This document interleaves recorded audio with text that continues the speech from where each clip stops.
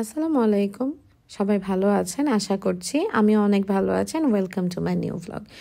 এই ভ্লগটা হচ্ছে আমাদের পোলো অর্কিড রিসোর্টে যেদিন আমরা চেক আউট করবো এবং বাংলাদেশের উদ্দেশ্যে রওনা দিব সেই দিনের ভিডিও।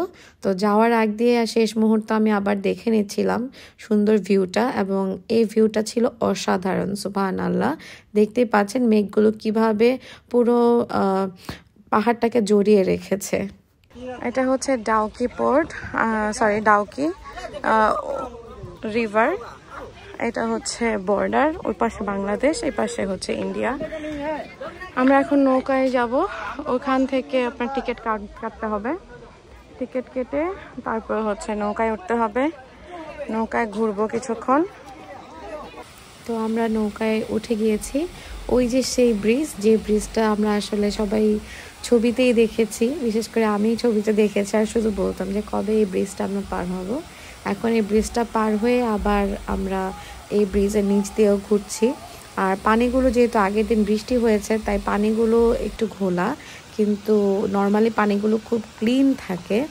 এবং এই তো দেখাই যাচ্ছে যে কত বড় বড় পাহাড়, আর পাহাড়ের প্রত্যেকটা ফাটল দিয়ে কিন্তু পানি বের হচ্ছে।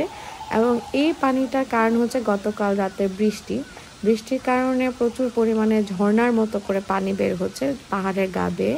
মনে হচ্ছিল পাহাড়গুলো কেউ ছিদ্র করে দিয়েছে।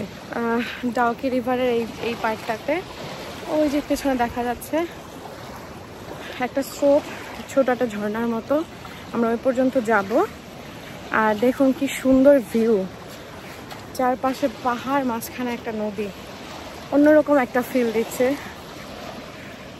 খুব সুন্দর।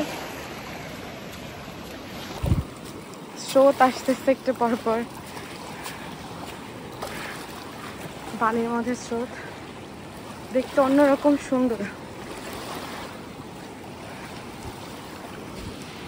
হাঁটতে যদিও কষ্ট হচ্ছে, বাট ফিলিংস গুড। এরপরে আমি আর ভিডিও করতে পারিনি। তার মেন কারণ হচ্ছে বাংলাদেশের অবস্থা তখন অনেক খারাপ ছিল। আমরা খুব টেন্স ছিলাম যে আমরা অ্যাকচুয়ালি ঢাকা পৌঁছাতে পারবো কিনা। সিলেট থেকে আমাদের ফ্লাইট ছিল বাংলাদেশ বিমানের। আমরা এই যে বিমানে চড়ে যাচ্ছি এবং আমরা এখানেই এন্ড করছি। আশা করি আপনাদের ভালো লেগেছে আজকের ভিডিওটি। আর ভিডিওটি ভালো লেগে থাকলে অবশ্যই সাবস্ক্রাইব করে ওয়াচ করে আমার পাশেই থাকবেন। আসসালামু আলাইকুম।